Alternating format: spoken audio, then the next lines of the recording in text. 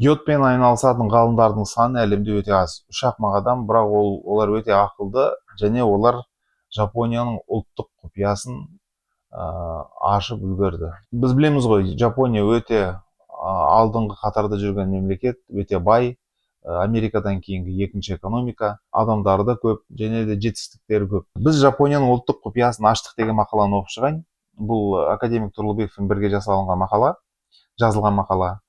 Олардың, жапондықтардың ұлт ретінде жетістігінің сыры неде? Егер де өмір жасының статистикалық деректеріне қарайтын болсаңыз, мынандай ақпаратты көресіз. 1947 жылдан бастап бүгінгі дейін жапондардың орташа өмір сүру ұзақтығы 85 жасқа жеткен екен.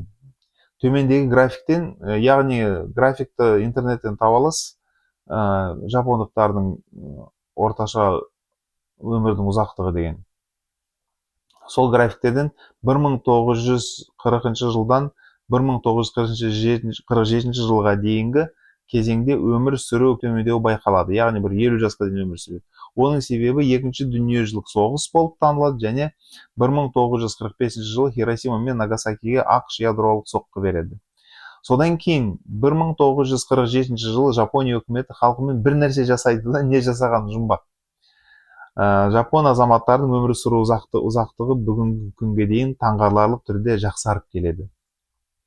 Нәтижесінде Жапония әлемдегі ең дені сау ұлт, олар 80 жасқа дейін ауырмайды. Олардың қарттығы 90 жастан кейін басталады. Зерттеулер нәтижелері көптеген жапондықтардың 90 жасында керемет денсаулығымен мақтана алатынын көрсетеді және тек осы жас шегінен асқаннан кейін ғана өздерін қарт деп есептейді екен. Әлемге аты әйгілі Associated Press агенттігі былай деп жариялайды 2005 жылы. Дүниежүзілік денсаулық сақтау ұйымы статистикасына сәйкес жапондықтар 78 жасқа дейін ауырмайды. Жапония өлмейтін әйелдер елі деп атайды. Ал Америкада ақш медицина профессоры Гай Абрахам 2005 жылы былай деп мәлімдейді.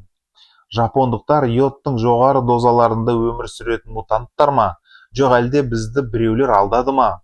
Жоқ әлде бұл біреулердің жақсы жоспарланған қастандық па? Немесе бұл біреулер жасаған адамзатқа қарсы ең жаман екі дүниежүзілік соғыстан да үлкен зиян келтірген биотерроризм формасы ма деп сұрақ қояды.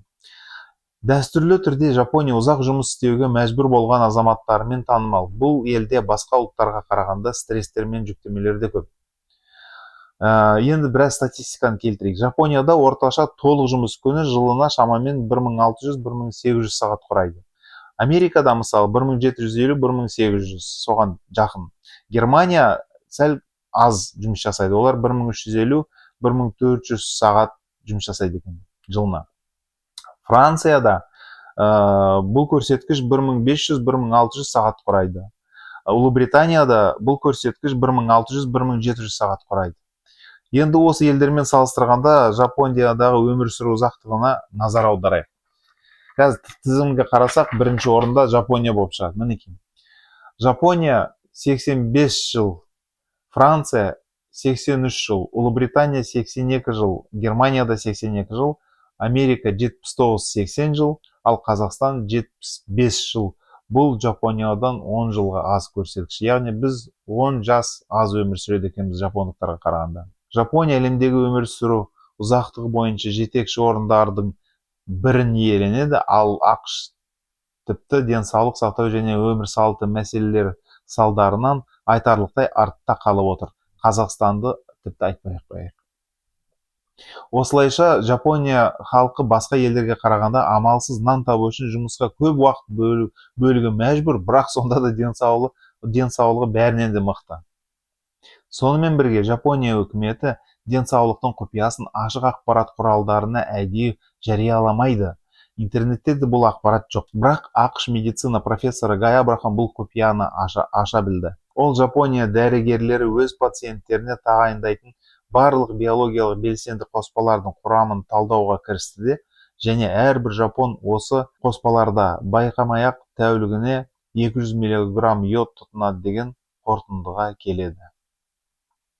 Бұл әлемнің барлық басқа елдерінде қабылдаған нормадан 1000 есе көп. Міне құпия осында. Яғни Қазақстандағы норма йод йод мөлшері ағзамызға керекті 1000 есе аз Жапонияға қарағанда. Біздің компания, йод компаниямыз, заманауи қазақстандық биотехнология MTI Medical компаниясының серіктесі және таратушы ретінде ультра заманауи табиғи биотехнологиялық нано өнімін өндіретін қазақстандықтарға жапондар сияқты табысты ұлт болуға мүмкіндік беруге қуанышты. Біздің ультра заманауи табиғи биотехнологиялық нано өніміміз жапон балдырларынан алынған йодты қамтиды және біз оны қысқаша нанойод деп атаймыз. Табиғи нанойод дегенмен осы дәрмектің формуласы өте күрделі және оның құрамындағы йоды күніне 500 мг, 1000 мг, 200 мг және одан да көп мөлшерде тұтынуға мүмкіндік беретін әлемдегі ең жақсы молекулалық матрицаға ие.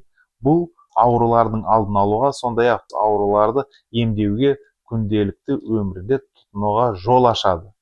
Біздегі нанойод әлемдегі ең жұмсақ йодты қамтитын препарат болып танылады. Егер қазақстандықтар күніне 200 мг йод тұтынатын болса, біз Жапония сияқты ақылды, озық, сау, күш-қуатпен жұмысқа қабілетті ұзақ өмір сүретін ел боламыз.